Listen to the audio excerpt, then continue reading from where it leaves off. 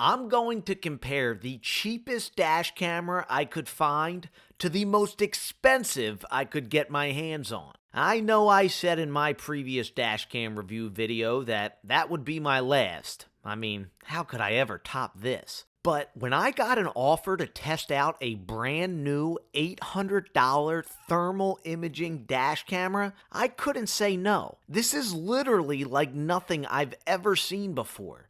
It uses thermal imaging to detect deer or people or cars that you might not be able to see.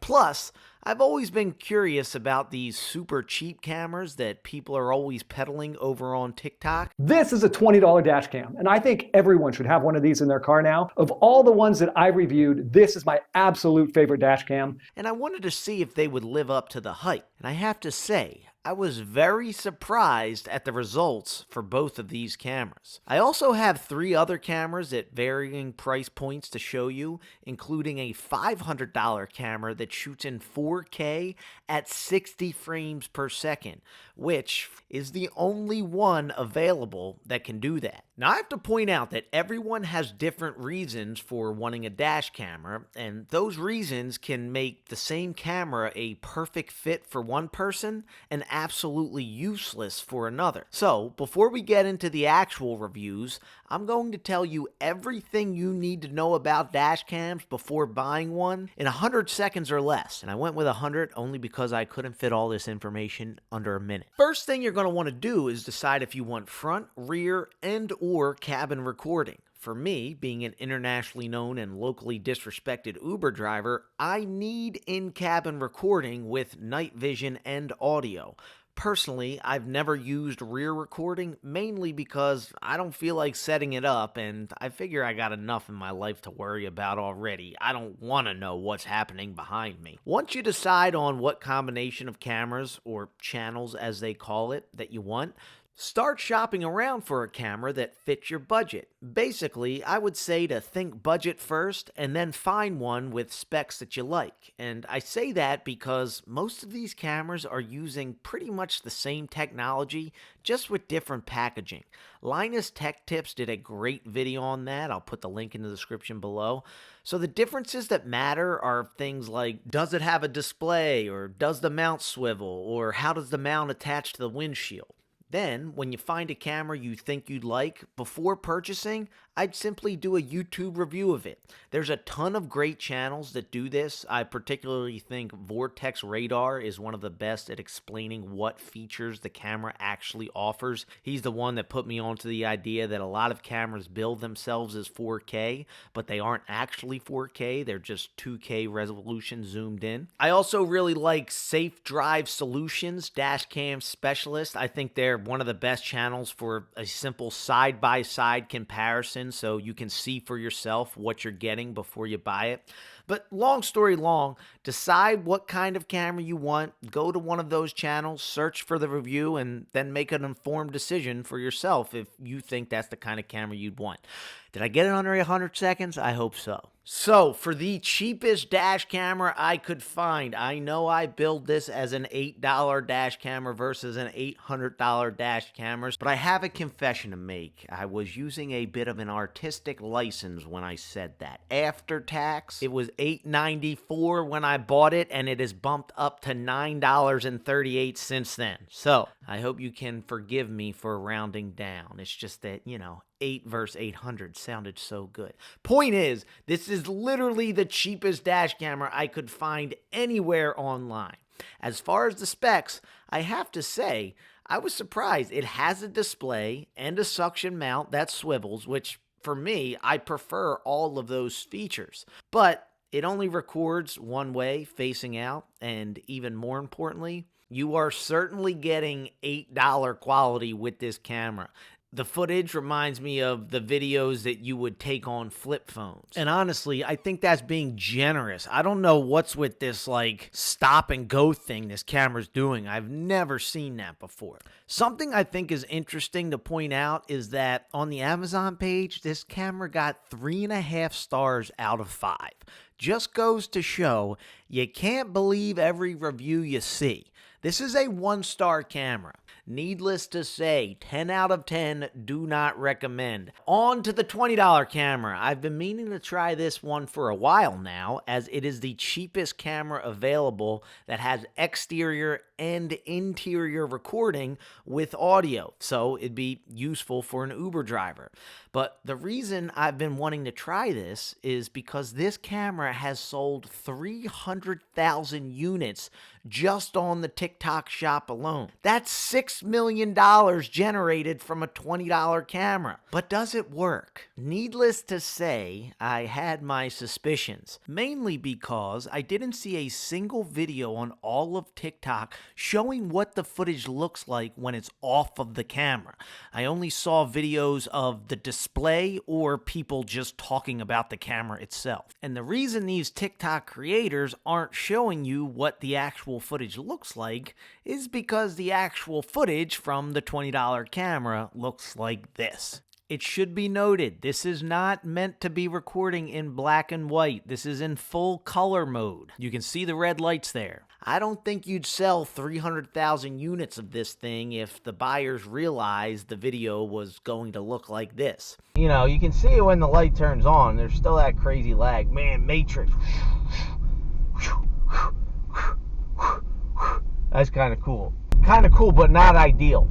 Second, I have a feeling that the creators making these videos simply couldn't access the footage that they recorded.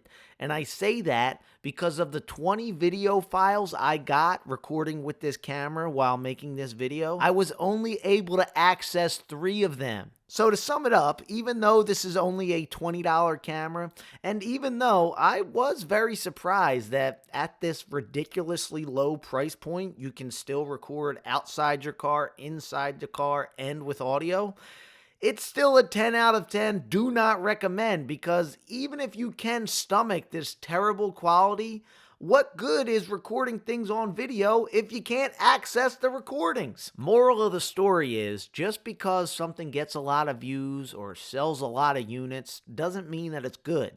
Again, before purchasing, look for a YouTube review of the actual footage from the camera, see how it performs at night or how the audio sounds, and then make an informed decision for yourself. Speaking of actual footage from a camera, since so many people ask, most of my videos on my channel are using the Vantrue N4, or some of the older ones are using the N2 Pro. Both of these are what I would refer to as mid-tier, as in they aren't cheap, but they aren't super expensive either. You'll get decent quality, but they might not have all the unnecessary bells and whistles like 4K recording or Wi-Fi or voice activation or whatever else the higher price cameras offer. I would classify mid-tier cameras anywhere from $100 to $350, and then upper tier from $250 to $500. That overlap might seem a little weird, but again, it comes back to how many channels you're looking to record, what your needs are, and the fact that a lot of these cameras are offering similar technology, just in different packaging. For example, let's look at the A139 priced at $200 and the brand new A329 priced at $470.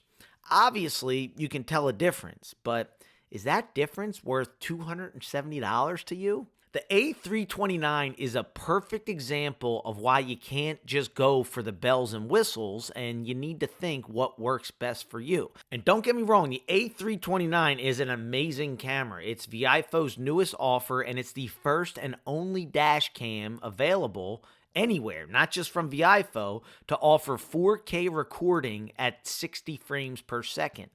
Obviously, there are cameras that can do each of those things, but this is the first one that can do both of those things at the same time. That sounds amazing, right? But is it actually amazing for you? You got to think, this is a dash camera. You're filming out there in the wild, taking whatever nature is throwing your way with lighting, weather, whatever. So, when it's late at night and you're on a dark road, can you tell the difference between recording 30 frames per second versus 60 frames per second? I can't. And even more importantly, recording 4K at 60 frames per second takes a lot of memory space. So much so that the A329 is designed to allow for an external hard drive to be connected to it. Otherwise, it simply wouldn't have the space to save the footage. And again, for my personal preferences as an Uber driver, I don't really want to be driving around with a hard drive laying on my dashboard. In my head, that's just inviting a passenger to mess with it. But again, that's a personal preference. If you don't drive for Uber, maybe you don't mind at all. And I want to reiterate, as far as quality of the footage, I don't think you're going to find anything else out there that beats it. All I'm saying is that if you already have the A329, which is basically the same exact camera, except without the ability to do the 4K 60 frames per second, or honestly, any other dash camera that records in 4K, or maybe you just don't really care that much about 4K recording and you're fine with lower resolution, I don't know if spending $500 to upgrade it that much more would be worth it. And for those of you who have no idea what different resolutions look like, all of my videos are in 1080p, and I mean, it's not the best footage in the world, but it gets the job done.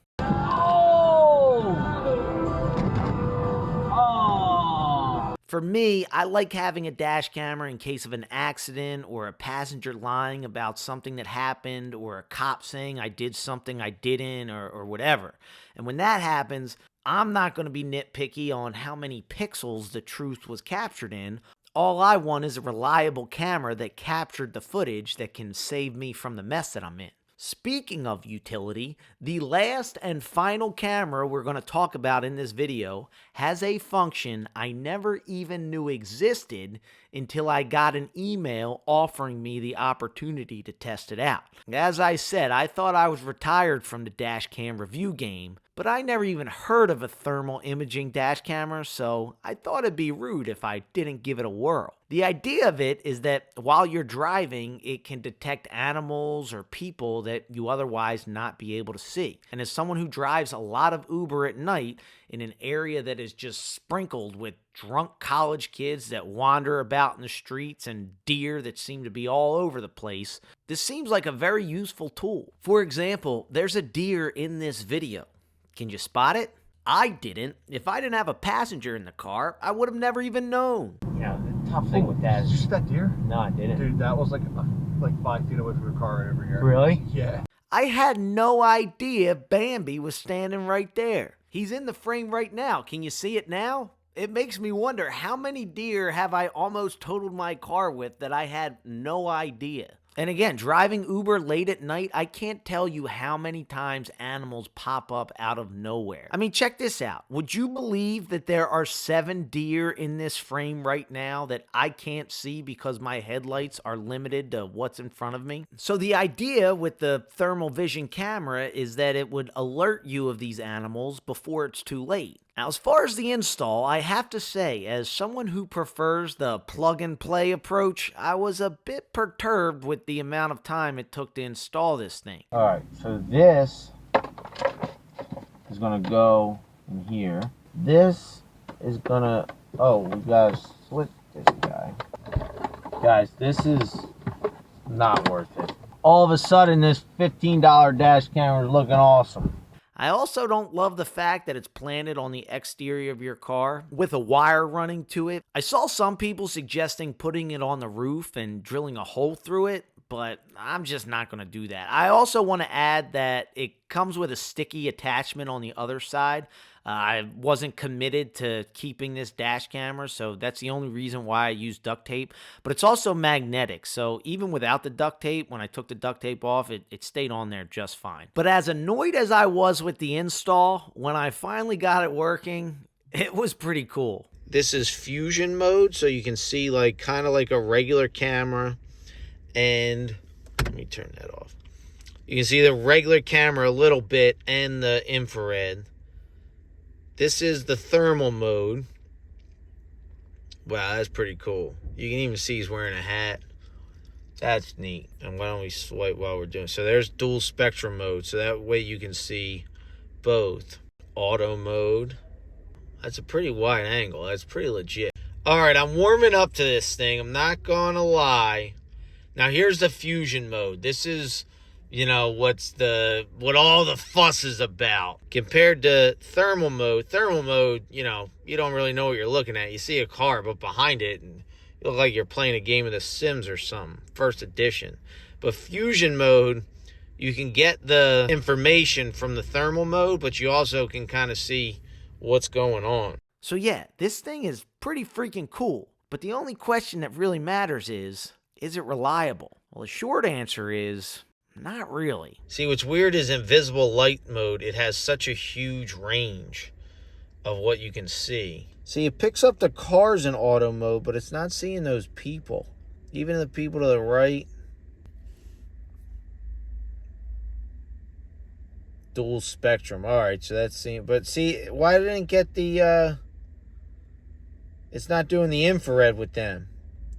It's not helping me. I don't get that. I don't know why is that valuable, because I guess if it's a lot darker, maybe I should go to a place that isn't as well lit. And then thermal mode, obviously.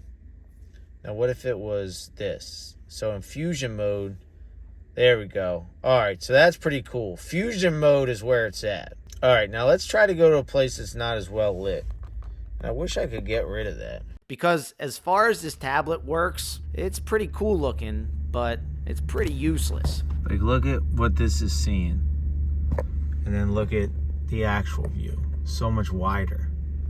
You see how this cuts off right at that yellow gate? And look how much to the right I got to that. For whatever reason, the thermal imaging camera view is very narrow as opposed to the wider view that the regular camera offers. I wish I could have got the left side of the display off the screen, because it's not telling me anything, and instead just have the full wide screen view of the thermal imaging. Plus, as you can see the display reading 0, it wasn't registering my speed. And since it isn't registering the speed, it didn't alert me for any pedestrians walking by like it's supposed to. I tried my best to figure out if I was doing something wrong. I played with all the settings, and I looked at 5 or 6 other review videos on this camera, and I did not find a single one showing a pedestrian or animal alert. Which you would think, aside from showing the animal or the person on the screen, like it does here, just without any sort of audible alert, it would be way more important to have an audible alert, because, you know, it's not like you want to be driving around and staring at a screen the whole time. You want to be watching the road. But what's most concerning is that finally, when I did see a deer, not only did it not give me an alert, but it didn't even pick it up, and I don't know why. I mean, you can see it has the red box around the deer, but it didn't do the thermal imaging lighting up the body, and I don't know why. To me, that just shows its unreliability. Basically, this is the scenario where it was supposed to work, and it didn't. So, yeah, I think this technology has a little ways to go. I also want to share that it picked up the inside of this house, which is right across from where the deer that it didn't pick up were sitting, standing, whatever deer do.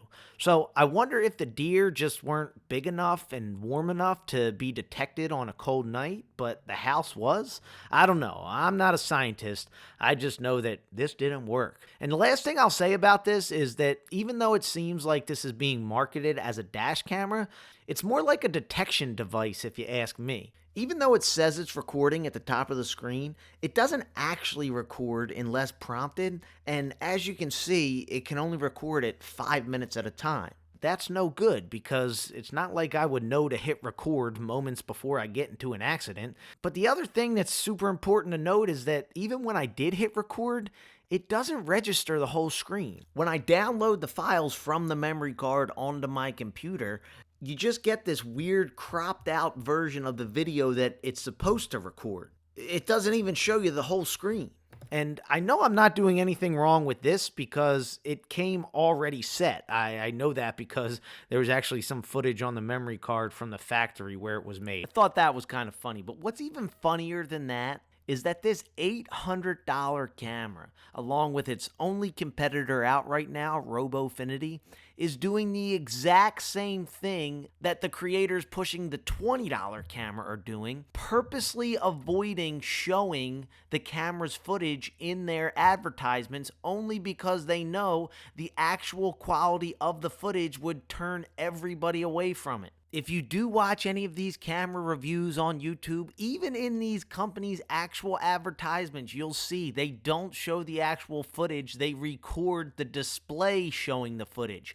Again, because the actual footage looks like this. I just think it's really interesting, whether it's a $20 dash camera or an $800 dash camera. It goes back to don't fall for things like price or units sold or anything like that.